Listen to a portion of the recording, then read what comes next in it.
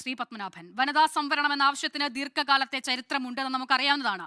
പക്ഷേ ഈ സംവരണം നടപ്പിലാക്കണമെങ്കിൽ പാർലമെന്റിൽ അടക്കം സീറ്റുകളുടെ എണ്ണം വർദ്ധിപ്പിക്കണം എന്ന് പറയുന്നതിൽ തന്നെ ഒരു സ്ത്രീവിരുദ്ധ എലമെന്റ് ഉണ്ട്.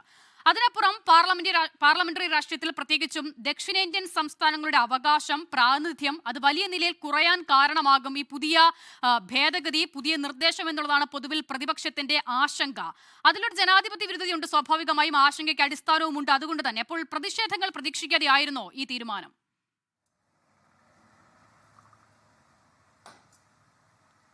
ആ, 2001 ഭരണഘടനാ ഭേദഗതി വായിച്ചു നോക്കിയിട്ടുണ്ടോ? 84 ഭരണഘടനാ ഭേദഗതി വായിച്ചു നോക്കിയിട്ടുണ്ടോ എന്ന് അറിയില്ല. 2026 സെൻസസിന് ശേഷം, അതായത് 2026 ശേഷം നടക്കുന്ന സെൻസസ് വരെ ഡീലിമിറ്റേഷൻ ഫ്രീസ് ചെയ്തതാണ്. ഇപ്പോൾ 2027 നമ്മുടെ സെൻസസ് അവസാനിക്കും. അപ്പോൾ ആ 2026 ശേഷം നടക്കുന്ന സെൻസസിൽ, അതായത് 2027 അവസാനിക്കുന്ന സെൻസസിന് ശേഷം ഡീലിമിറ്റേഷൻ നടത്താം. അതുകൊണ്ടാണ് ഇത് കൊണ്ടുവരുന്നത്. അപ്പോൾ ഇത് കൊണ്ടുവരുന്ന സമയത്ത് ആർട്ടിക്കിൾ 81, 82, 170 ഇതിനൊക്കെ അനുസൃതമായിട്ടേ കൊണ്ടുവരാൻ പറ്റുള്ളൂ. അതോടൊപ്പം പാർലമെൻറ്റിൽ ഈ പ്രതിപക്ഷത്തിരിക്കുന്ന മഹാന്മാർക്കൊന്നും സാധിക്കാത്തൊരു കാര്യം ഞങ്ങൾ ചെയ്തിട്ടുണ്ട്. വനിതകൾക്ക് ഞങ്ങൾ 33% സംവരണം കൊണ്ടുവരുന്ന നിയമം പാസാക്കി, ഭരണഘടനാ ഭേദഗതി പാസാക്കി വെച്ചിട്ടുണ്ട്. അപ്പോൾ 2027 ശേഷം നടക്കുന്ന സെൻസസിൽ, ആ സെൻസസിൻ്റെ അടിസ്ഥാനത്തിൽ ഡീലിമിറ്റേഷൻ നടത്തുമ്പോൾ നേരത്തെ തന്നെ പാസാക്കി വെച്ചിട്ടുള്ള വനിതാ സംവരണം നടപ്പിലാക്കേണ്ടത് ഒരു അത്യാവശ്യമാണ്. അപ്പോൾ ഇത് രണ്ടും കാലഘട്ടത്തിൻ്റെ ആവശ്യമാണ്. അപ്പോൾ പുതിയ അന്ന് 84 ഭരണഘടനാ ഭേദഗതി പ്രകാരം ഉള്ള കാര്യങ്ങൾ ചെയ്യുന്നതിനോടൊപ്പം വനിതാ സംവരണം കൂടി നടപ്പിലാക്കുക എന്ന തികച്ചും ഭരണഘടനാപരമായ നിയമപരമായ കാര്യങ്ങളാണ് ചെയ്യുന്നത്. ഭരണഘടനാപരമായ നിയമപരമായ കാര്യങ്ങൾ ചെയ്തുള്ളൂ, അതിനാർക്കും ഒരു തർക്കവുമില്ലല്ലോ. മാത്രമല്ല വനിതാ സംവരണം നടപ്പിലാക്കരുത് എന്നൊരു ആവശ്യം അതാരും മുന്നോട്ട് വെക്കാനും സാധ്യതയുമില്ല. ഞാൻ ചോദിക്കുന്നത് 2023 പാസാക്കിയ വനിതാ സംവരണവുമായി ബന്ധപ്പെട്ട ആ ഭേദഗതി അത് നടപ്പിലാക്കണമെങ്കിൽ, അതായത് നോക്കൂ, 35% വനിതാ സംവരണം നടപ്പിലാക്കണമെങ്കിൽ നിലവിലുള്ള സീറ്റുകളുടെ എണ്ണം അത് കുത്തനെ വർദ്ധിപ്പിച്ചേ തീരൂ എന്നതിന്റെ ലോജിക് എന്താണ് ശ്രീ പത്മനാഭൻ? അത് മാത്രമാണ് പ്രശ്നം. അതാണ് 84 ഭരണഘടനാ ഭേദഗതി. അത് വായിക്കാത്തത് കൊണ്ടാണ് ഈ പ്രശ്നം. ഈ ആളുകൾ പുറപ്പുറത്ത് കയറി പ്രസംഗിക്കുന്നത് 84 ഭരണഘടനാ ഭേദഗതി വായിച്ചു നോക്കായിട്ടാണ്. അതായത് ഫ്രീസ് ചെയ്തിരിക്കുകയാണ്. 2026 ശേഷം നടക്കുന്ന സെൻസസിന് വരെ ഫ്രീസ് ചെയ്തിരിക്കുകയാണ് ഡീലിമിറ്റേഷൻ. അപ്പോൾ ഈ സെൻസസ് നടപടി അവസാനിക്കുമ്പോൾ 27 ആവും. അപ്പോൾ 26 ശേഷമുള്ള സെൻസസ് ആവും. അപ്പോൾ അത് നടത്തണം. ആർട്ടിക്കിൾ 82 പറയുന്നത് എല്ലാ സെൻസസ് കഴിഞ്ഞാലും ഡീലിമിറ്റേഷൻ വേണമെന്നാണ്. പക്ഷെ നമ്മൾ തന്നെ അത് ഫ്രീസ് ചെയ്തു. 26 ശേഷം നടക്കുന്ന സെൻസസ് വരെ ഫ്രീസ് ചെയ്തു. ഇപ്പോൾ ആ സെൻസസ് ആരംഭിച്ചു. അപ്പോൾ അത് അവസാനിക്കുമ്പോൾ 27 ആവും.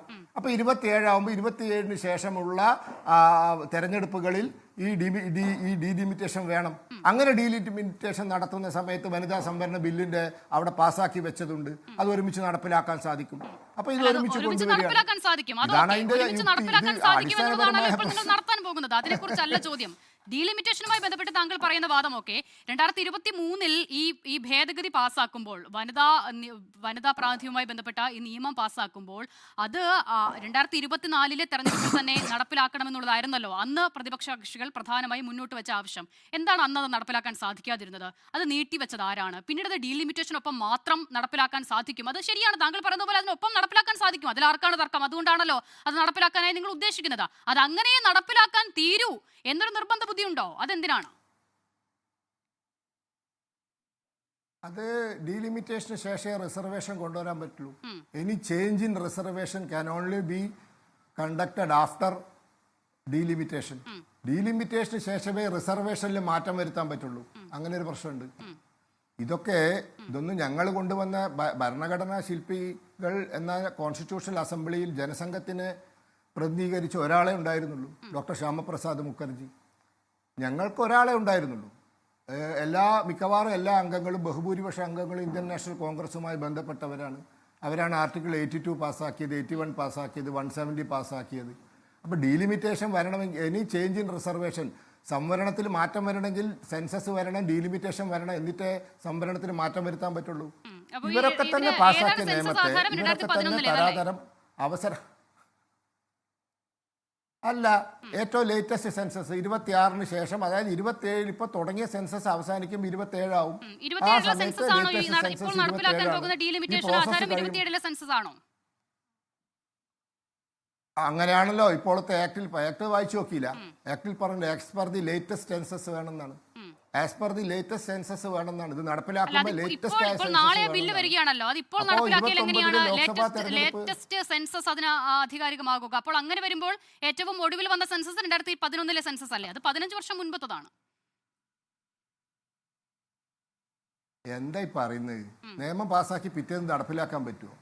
ഒരു കമ്മീഷനെ വെച്ചിട്ട് കമ്മീഷൻ ഇന്ത്യയിലെ സാധാരണക്കാരന് മുതൽ അങ്ങ് നിയമവിദഗ്ധരുടെ വരെ അഭിപ്രായം തേടണ്ടേ? അവരുടെയൊക്കെ അഭിപ്രായത്തിന്റെ അടിസ്ഥാനത്തിൽ ഭൂമിശാസ്ത്രപരമായ പ്രതിപക്ഷം ആവശ്യപ്പെട്ടിരുന്നല്ലോ, അതൊന്നും ഉണ്ടായില്ലല്ലോ സർ. സർവകക്ഷി യോഗം കൊണ്ടൊന്നും അല്ല, പാർലമെന്റിനുള്ളിൽ സർവകക്ഷി ഉണ്ടല്ലോ. അവിടെ ചർച്ച ചെയ്തത് പാസ്സാക്കിയതിന് ശേഷം കമ്മീഷൻ വന്ന് കമ്മീഷന് മാസങ്ങളുടെ ഒരുപക്ഷെ വർഷങ്ങൾ നീണ്ടു നിൽക്കുന്ന ജോലിയുണ്ട്. ഈ രാജ്യത്ത് എല്ലാവരും അഭിപ്രായം ചോദിക്കണോ? ഇത് ഇന്ദിരാഗാന്ധി ഭരണഘടന ഭേദഗതി ചെയ്തോണല്ല, സഞ്ജയ് ഗാന്ധിയോടും RK ധവാനോടും മാത്രം ചോദിച്ച് ശങ്കർ റായ് ബംഗാൾ മുഖ്യമന്ത്രി അവരുടെ ഔദ്യോഗിക അഭിഭാഷകനായ റായിയോടും ചോദിച്ച് മാത്രം ചെയ്യുന്നതല്ല. ഇത് 42-ാം ഭരണഘടനാ ഭേദഗതിയോ 39-ാം ഭരണഘടനാ ഭേദഗതിയോ അല്ല. ഇന്ദിരാഗാന്ധി അടുക്കളയിൽ നിന്ന് തീരുമാനിക്കുന്നതല്ല. ഇതിന് ശേഷം ഈ രാജ്യത്തൊരു സുപ്രീം കോടതി ജഡ്ജിന്റെ അല്ലെങ്കിൽ റിട്ടയർഡ് ജഡ്ജിന്റെ നേതൃത്വത്തിൽ ഒരു കമ്മീഷൻ വരും. ആ കമ്മീഷൻ ഇതിരുന്ന് പഠിച്ച് എല്ലാവരുടെയും അഭിപ്രായം കേട്ടിട്ട് വേണം ഇവിടെ ഡീലിമിറ്റേഷൻ കൊണ്ടുവരാൻ, ഇവിടെ നിയമസഭാ മണ്ഡലങ്ങൾ ലോക്സഭാ മണ്ഡലങ്ങൾ തരംതിരിക്കാൻ, അതിൻ്റെ എണ്ണത്തിൻ്റെ കാര്യത്തിൽ തീരുമാനമെടുക്കാൻ, അതിൻ്റെ ഭൂമിശാസ്ത്രപരമായ ഘടനയുടെ കാര്യത്തിൽ തീരുമാനിക്കാൻ.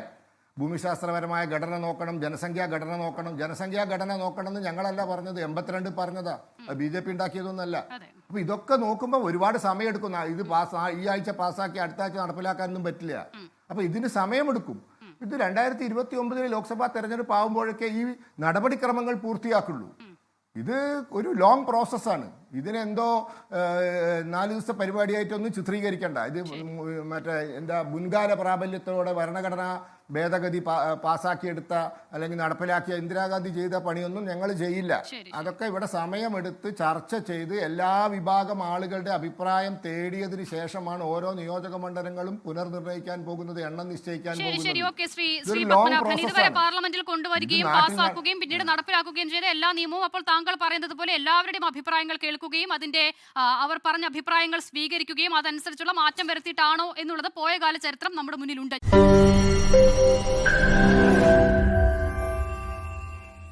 ലോകത്തെവിടെയായാലും ഏത് സമയത്തും 24 വാർത്തകളും ഓഗ്മെന്റഡ് റിയാലിറ്റി പാക്കേജുകളും എക്സ്പ്ലെയിനറുകളും വിശദമായി കാണാൻ ഞങ്ങളുടെ യൂട്യൂബ് ചാനൽ നിങ്ങൾക്ക് സബ്സ്ക്രൈബ് ചെയ്യാം.